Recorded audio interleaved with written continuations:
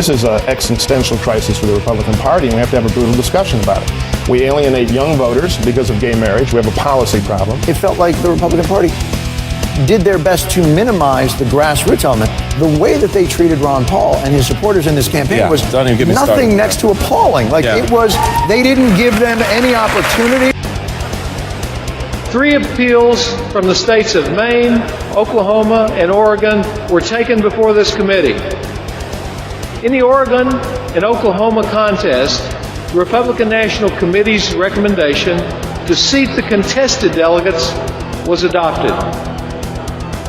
In the third contest from Maine, the Credentials Committee adopted the Republican National Committee's recommendation to seat an alternative delegation.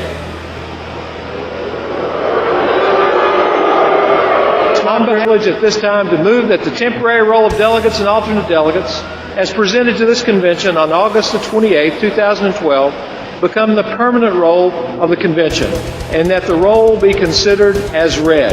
This is a fair report from the Credentials Committee, and I urge support of the motion. Mr. Chairman, thank you. Thank you. Thank you, Chairman Duncan.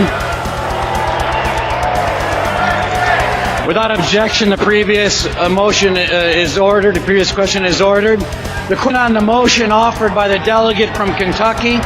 All those in favor will signify by saying aye.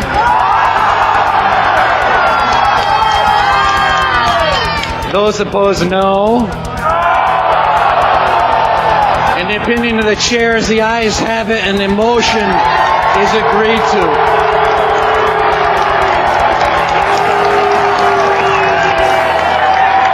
Without objection, the motion to reconsider is laid upon the table.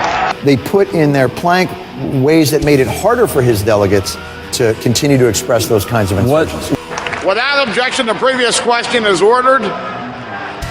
The question is on the adoption of the resolution. All those in favor signify by saying aye. All those opposed, no. Opinion of the chair, the ayes have it. The resolution is adopted.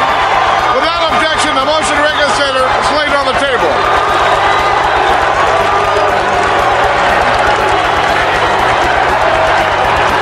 The Republican National Committee did to Ron Paul was the height of rudeness and stupidity.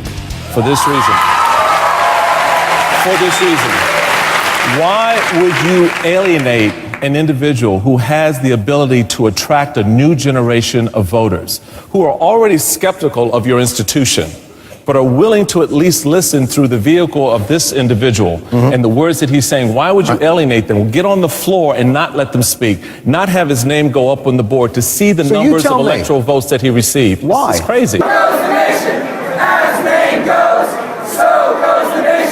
We alienate Latinos, the fastest growing voter group in the country, because of our fetish on so-called amnesty when we should be for a path to immigration. And we've lost our connection to middle-class economics.